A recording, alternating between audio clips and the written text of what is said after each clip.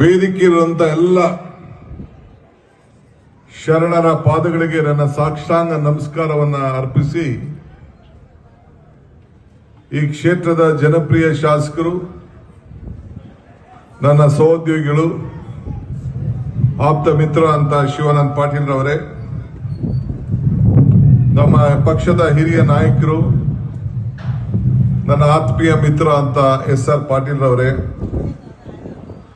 ಮತ್ತೊಬ್ಬ ಯುವ ಶಾಸಕರಾದಂತ ಅಶೋಕ್ ಮನಗಳ್ಳಿ ಅವರೇ, ಕಾಂತಾ ನಾಯಕ್ರವರೇ, ಮನೋಹರ್ ಐನಾಪುರ್ ಅವರೇ, ಕೋಲಾರ ಪಟ್ಟಣ ಪಂಚಾಯಿತಿ ಅಧ್ಯಕ್ಷರಾದಂತ ಗದ್ದೆಪಿ ಗೌಡ್ರವರೇ, MD ಮೋಹನ್ ರಾಜ್ ಅವರೇ, ಜಿಲ್ಲಾಧಿಕಾರಿಗಳ CO ಅವರೇ, SP ಅವರೇ, ವೇದಿಕೆ ಇರುವಂತ ಎಲ್ಲ ಗಣ್ಯರೇ, ಇಲ್ಲಿ ದೊಡ್ಡ ಸಂಖ್ಯೆಯಲ್ಲಿ ಈ ಒಂದು ಪವಿತ್ರವಾದಂತಹ ಕಾರ್ಯಕ್ರಮದಲ್ಲಿ ಭಾಗವಹಿಸಿದಂತ ಎಲ್ಲ ನನ್ನ ಬಂಧು ಭಗಿನಿಯರೇ, ತಾಯಂದಿರೇ, ಮಾಧ್ಯಮ ಮಿತ್ರರೇ, ಪುರಂದರದಾಸರು ಒಂದು ಮಾತು ಹೇಳ್ತಾರೆ, ಇದು ಭಾಗ್ಯ, ಇದು ಭಾಗ್ಯ, ಇದು ಭಾಗ್ಯವಯ್ಯ, ಪದುಮನಾಭನ ಪಾದ ಭಜನೆ ಪರಮ ಸುಖವಯ್ಯ ಅಂತೇಳಿ. ಇವತ್ತು ಬಂದು ಈ ಬಸವಣ್ಣ ಹುಟ್ಟಿದಂತ ನಾಡಿನಲ್ಲಿ ಕೋಲಾರ ಪಟ್ಟಣದ 25 ವರ್ಷದ ಸಂಭ್ರಮವನ್ನು ಆಚರಣೆಯನ್ನು ಮಾಡಿ ನಿಮ್ಮನ್ನೆಲ್ಲ ಈ ಶರಣರ ಮಧ್ಯೆ ಭೇಟಿ ಮಾಡುವಂತ ಒಂದು ಭಾಗ್ಯ ಸಿಕ್ತಲ್ಲ, ಇದು ನನ್ನ ಭಾಗ್ಯ, ನನ್ನ ಭಾಗ್ಯ, ನನ್ನ ಭಾಗ್ಯ ಅಂತೇಳಿ ನಾನು ಭಾವಿಸ್ತೇನೆ.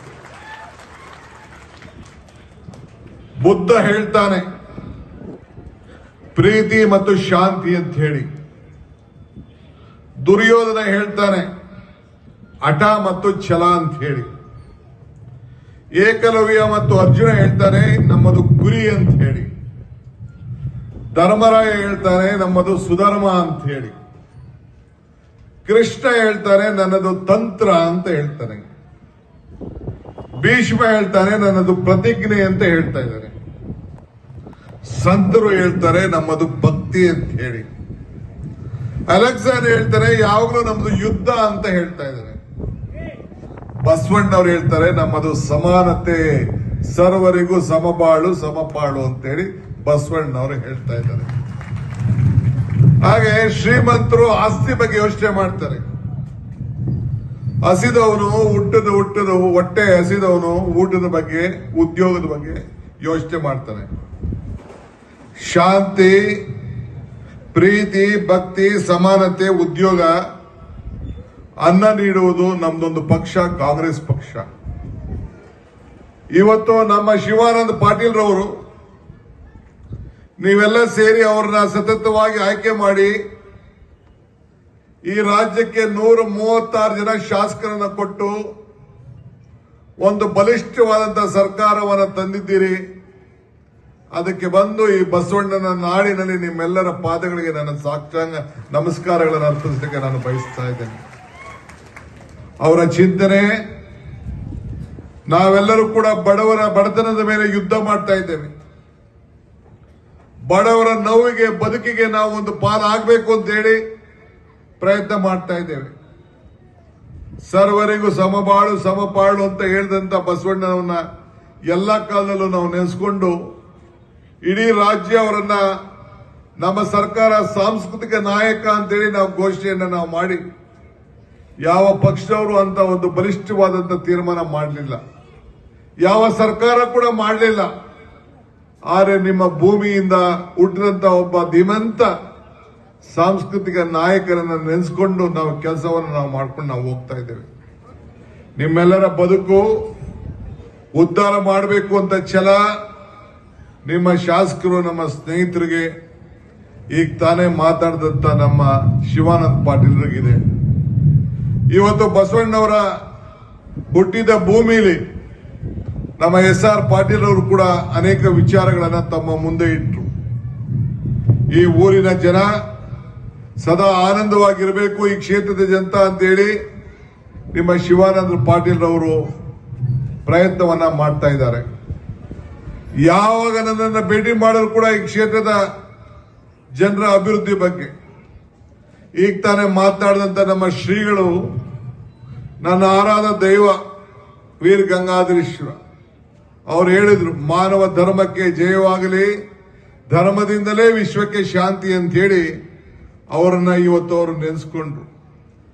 ದೇವರು ನಮಗೆ ವರನೂ ಕೊಡುವುದಿಲ್ಲ, ಶಾಪನೂ ಕೊಡುವುದಿಲ್ಲ, ಅವಕಾಶ ಮಾತ್ರ ಕೊಡ್ತಾನೆ. ಆ ಕೊಟ್ಟಂತ ಅವಕಾಶದಲ್ಲಿ ನಾವು ಏನು ಮಾಡ್ತೀವಿ ಅಂತ ಬಹಳ ಮುಖ್ಯ. ಮನುಷ್ಯನ ಹುಟ್ಟು ಆಕಸ್ಮಿಕವಾದ್ದು, ಸಾವು ಅನಿವಾರ್ಯ, ಜನನ ಉಚಿತ, ಮರಣ ಖಚಿತ. ಈ ಹುಟ್ಟು ಸಾವಿನ ಮಧ್ಯದಲ್ಲಿ ನಾವು ಏನ್ ಮಾಡ್ತೀವಿ ಅಂತ ಬಹಳ ಮುಖ್ಯ. ಇವತ್ತು ನನ್ನ ಮೇಲೆ ಅಪಾರವಾದ ವಿಶ್ವಾಸ, ನಂಬಿಕೆಯನ್ನು ಇಟ್ಟು ಶಿವಾನಂದ ಪಾಟೀಲ್ ಮತ್ತು ಅವರೆಲ್ಲ ಸ್ನೇಹಿತರು ನನ್ನನ್ನು ಬರಮಾಡಿಕೊಂಡು ಉದ್ದಕ್ಕೂ ಕೂಡ ಬಂದು ಕಬ್ಬಿನ ಹಾರ, ಈ ಹೂವ, ಇಲ್ಲಿ ಕೊನೆಗೆ ತುಳಸಿ ಹಾರ ಇವನ್ನೆಲ್ಲ ಹಾಕೊಂಡು ಎಲ್ಲ ಧರ್ಮದವರು ಕೂಡ ಭೇಟಿ ಮಾಡಿ ಆಶೀರ್ವಾದವನ್ನು ಮಾಡಿದ್ದೀರಿ. ನಿಮ್ಮ ಆಶೀರ್ವಾದ, ನಿಮ್ಮ ಭಕ್ತಿಗೆ, ನಿಮ್ಮ ಪ್ರೀತಿಗೆ ಮತ್ತೊಮ್ಮೆ ನಿಮ್ಮೆಲ್ಲರೂ ಕೂಡ ಒಂದು ಸಾಷ್ಟಾಂಗ ನಮಸ್ಕಾರ ಅರ್ಪಿಸಲಿಕ್ಕೆ ನಾನು ಬಯಸ್ತಾ ಇದ್ದೇನೆ. ಈ ಊರಿನ ಜನತೆಗೆ, ಈ ಊರು ಬಾಗಲಕೋಟೆ ಆದ್ಮೇಲೆ ಇಡೀ ಊರು ಕೋಲಾರ ಮುಳುಗೋಗಿತ್ತು. ಬರೀ 2 ಲಕ್ಷ ರೂಪಾಯಿಗೆ ಈ ಭೂಮಿಯನ್ನು ಕಳ್ಕೊಂಡಿದ್ದೇವೆ ಅಂತ ಹೇಳಿ ತಮ್ಮೆಲ್ಲರ ಪರವಾಗಿ ಪ್ರತಿನಿಧಿಯಾಗಿ ಶಿವಾನಂದ ಪಾಟೀಲ್ ಅವರು ಹೇಳಿದ್ರು. ನಾನು 2,000 ರೂಪಾಯಿ. ನಮ್ಮ ಸರ್ಕಾರ ಕೂಡ ಈ ರಾಜ್ಯದಲ್ಲಿ ಒಂದು ಬಲಿಷ್ಠವಾದಂತಹ ಒಂದು ಸರ್ಕಾರ ಬಂದಿದೆ. ಇವತ್ತು ನೀವೆಲ್ಲ ಎಲ್ಲರೂ ಕೂಡ ಸುಮಾರು ಬಂಜಾರದ ಜನತೆ ಬಂದು ಕೂಡ ಅವರು ಅವ್ರದೇ ಆದಂತಹ ಒಂದು ಪದ್ಧತಿಯಲ್ಲಿ ಅವರ ಬೇಡಿಕೆಯನ್ನು ನಮ್ಮ ಮುಂದೆ ಇಟ್ಟಿದ್ದಾರೆ. ಅವ್ರಿಗೂ ಒಂದು ಬಹಳ ನೋವಿದೆ. ಈ ಜನಸಂಖ್ಯೆ ಆಧಾರದ ಮೇಲೆ ಯಾರು ಚಿಂತೆ ಮಾಡುವ ಅವಶ್ಯಕತೆ ಇಲ್ಲ. ಎಲ್ಲ ಸಮಾಜಕ್ಕೂ ಕೂಡ ನ್ಯಾಯವನ್ನು ಕೊಡಿಸುವಂತ ಕೆಲಸ ನಮ್ಮ ಸರ್ಕಾರ, ಕಾಂಗ್ರೆಸ್ ಸರ್ಕಾರ ಮಾಡ್ತದೆ ಅನ್ನೋ ಮಾತನ್ನ ಈ ಸಂದರ್ಭದಲ್ಲಿ ಹೇಳಲಿಕ್ಕೆ ನಾವು ಬಯಸ್ತಾ ಇದ್ದೇವೆ. ನಿಮ್ಮ ನೋವು ನನಗೆ ಅರ್ಥ ಆಗ್ತದೆ. ತಾವು ಅಪಪ್ರಚಾರಕ್ಕೆ ಈಡಾಗಬೇಡಿ. ಎಲ್ಲರೂ ಕೂಡ ಸಮಾನತೆಗೆ ನಾವು ಶಕ್ತಿಯನ್ನು ತುಂಬುವಂತ ಕೆಲಸವನ್ನು ನಾವು ಮಾಡ್ತೇವೆ. SR ಪಾಟೀಲ್ ರವರು, ಶಿವಾನಂದ ಪಾಟೀಲ್ ರವರು ಏನು ನಮ್ಮ ಅಂದಿನ ಪ್ರಧಾನಮಂತ್ರಿಗಳು ಏನು ಭೂಮಿ ಹಾಕಿ ಈ ಒಂದು ದೊಡ್ಡ ಆಲ್ಮಟ್ಟಿಗೆ ಭೂಮಿ ಪೂಜೆಯನ್ನು ಹಾಕಿ ಪ್ರಾರಂಭವನ್ನು ಮಾಡಿದ್ರು. ಆ ಸಂದರ್ಭದಲ್ಲಿ ಇವತ್ತು 524 ಕಡೆಗೆ ಆವತ್ತಿನ ಸರ್ಕಾರ ತೀರ್ಮಾನವನ್ನು ಮಾಡಿತು.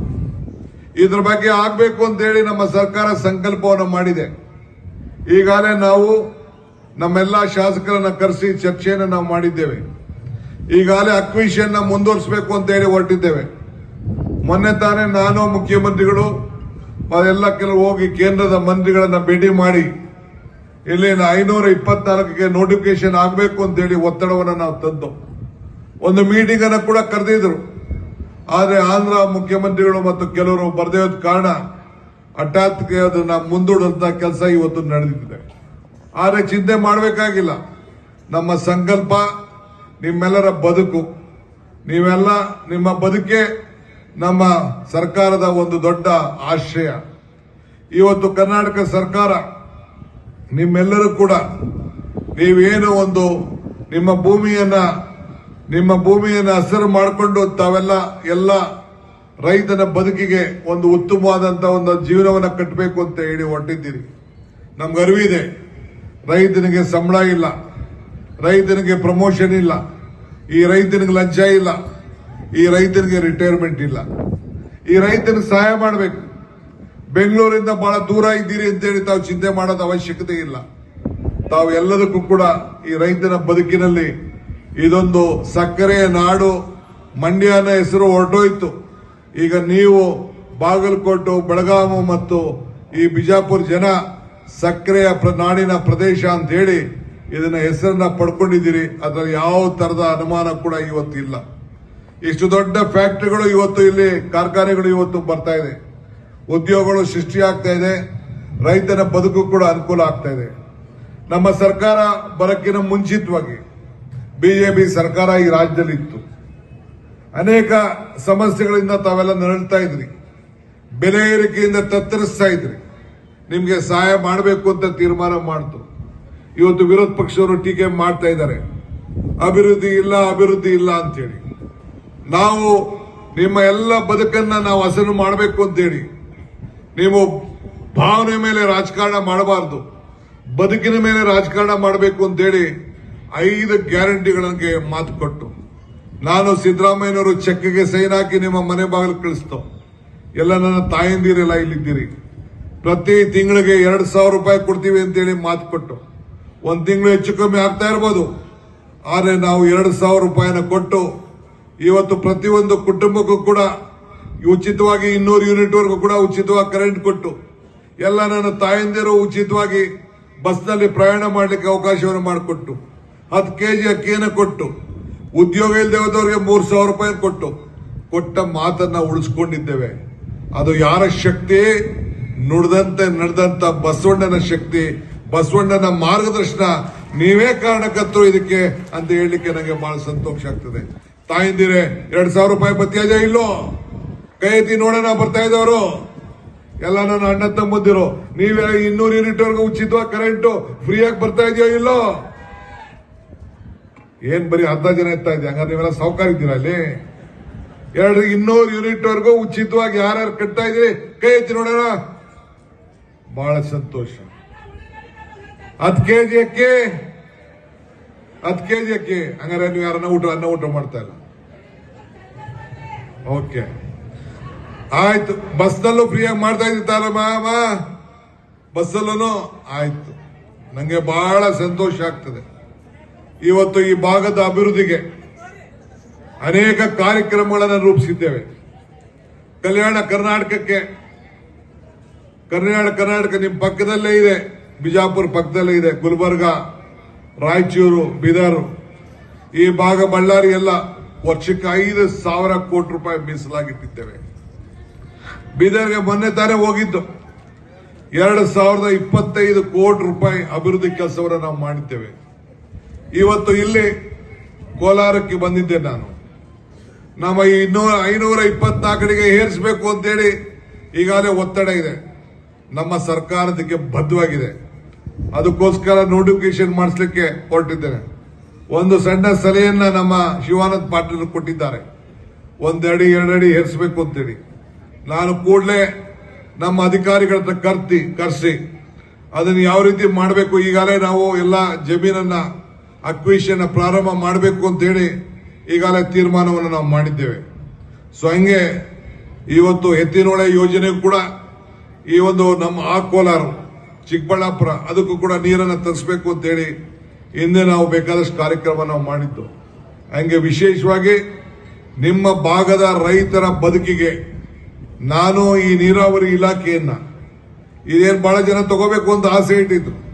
ಆದರೆ ಏನಾದ್ರು ಒಂದು ಶಾಶ್ವತವಾಗಿ ಜನರ ಬದುಕಿಗೆ ಒಂದು ಬದಲಾವಣೆಯನ್ನು ಮಾಡಬೇಕು ಅಂತ ಹೇಳಿ ನಿಮ್ಮಲ್ಲಿ ನಾವು ದೇವರನ್ನ ಕಾಣಬೇಕು ಅನ್ನೋ ದೃಷ್ಟಿಯಿಂದ ಈ ಇಲಾಖೆ ಮತ್ತು ಬೆಂಗಳೂರು ನಗರದ ಜವಾಬ್ದಾರಿಯನ್ನು ತೆಗೆದುಕೊಂಡು ನಡೆಸಿಕೊಂಡು ನಾನು ಬರ್ತಾ ಇದ್ದೇನೆ. ಈ ಭಾಗದ 2ನೇ ಬೆಳೆಗೂ ಕೂಡ ಈ ವರ್ಷ ನೀರನ್ನು ನಾವು ಕೊಟ್ಟಿದ್ದೇವೆ. 2ನೇ ಬೆಳೆಗೂ ಕೂಡ ಈ ವರ್ಷ ನೀರನ್ನ ಕೊಟ್ಟಿದ್ದೇವೆ. ಬಹಳ ಕಷ್ಟ ಕಾಲದಲ್ಲಿ ಕೃಷ್ಣ ಮೇಲ್ದಂಡ ಯೋಜನೆಯನ್ನ ಪೂರ್ಣ ಮಾಡಬೇಕು ಅನ್ನೋದೇ ಈ ಸರ್ಕಾರದ ಒಂದು ದೊಡ್ಡ ಸಂಕಲ್ಪ ಕೂಡ ಆಗಿದೆ. ಆ ದೃಷ್ಟಿಯಿಂದ ಇವತ್ತು ತಾವೆಲ್ಲ ಕೂಡ ನಮಗೆ ಸಹಕಾರವನ್ನು ಕೊಡಬೇಕು. ಈ ರಾಜ್ಯದಲ್ಲಿ ಕೃಷ್ಣಾ ನೀರಿನ ವಿಚಾರದಲ್ಲಿ ಕಳೆದ 15 ವರ್ಷದಿಂದ ಇವತ್ತು ತಮಗೆಲ್ಲರೂ ಕೂಡ ಬಹಳ ನಷ್ಟ ಆಗಿದೆ. ನಿಮಗೆ ಎಲ್ಲರೂ ಕೂಡ UPPಯ 3ನೇ ಹಂತ ಜಾರಿ ಆಗಬೇಕಾದ್ರೆ ಎಷ್ಟು ಕೋಟಿ ಬೇಕು ಅಂತೇಳಿ ಈಗ ನಾನು ಚರ್ಚೆ ಮಾಡಲಿಕ್ಕೆ ನಾನು ತಯಾರಿಲ್ಲ. ಇದು ರಾಷ್ಟ್ರೀಯ ಯೋಜನೆ ಅಂತೇಳಿ ಘೋಷಣೆ ಮಾಡಬೇಕು ಅಂತೇಳಿ ನಮ್ಮ ಸರ್ಕಾರದ ಒತ್ತಡ ಕೂಡ ಇವತ್ತು ಇದೆ. ಈ ಭಾಗದಲ್ಲಿ ಸಂಪೂರ್ಣವಾದಂತಹ ಸಹಕಾರ ನಿಮ್ಮ ರೈತರದಿರಬೇಕು. ಪಾಪ ಬಿಜೆಪಿ ಸರ್ಕಾರದವರು ಅಧಿಕಾರದಲ್ಲಿ ಇದ್ರು, ಕೊಟ್ಟು ಮಾತು ಉಳಿಸ್ಕೊಳಕ್ ಆಗ್ಲಿಲ್ಲ.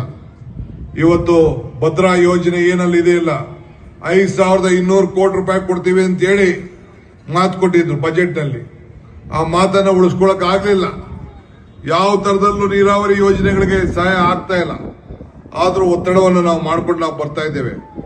ಈ ರಾಜ್ಯದ ಅಭಿವೃದ್ಧಿನೇ ಈ ಸರ್ಕಾರದ ಒಂದು ದೊಡ್ಡ ಪಣ ಇದೆ. ಇವತ್ತು ತಾವೆಲ್ಲರೂ ಕೂಡ ನಮ್ಮ ಇನ್ನ 3 ವರ್ಷ, ಮೊನ್ನೆ ತಾನೇ 2 ವರ್ಷದ ಅವಧಿಯನ್ನ ಮುಗಿಸಿದ್ದೇವೆ.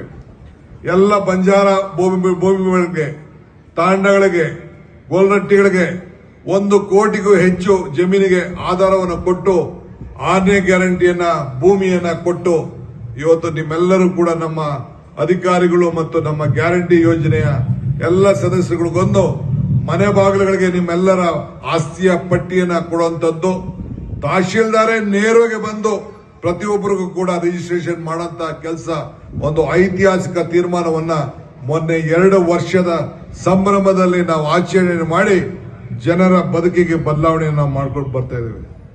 ಒಂದು ವಿಶ್ವಾಸ ಇರಲಿ, ಈ 3 ವರ್ಷ ಆದ್ಮೇಲೆ ಮತ್ತೆ ಚುನಾವಣೆ ಬರ್ತದೆ, ಮತ್ತೆ ಈ ರಾಜ್ಯದಲ್ಲಿ ಕಾಂಗ್ರೆಸ್ ಸರ್ಕಾರ ಮತ್ತೆ ಅಧಿಕಾರಕ್ಕೆ ಬಂದೇ ಬರ್ತದೆ ಅನ್ನೋ ಒಂದು ವಿಶ್ವಾಸ ತಮ್ಗೆಲ್ಲರೂ ಕೂಡ ಇರಲಿ.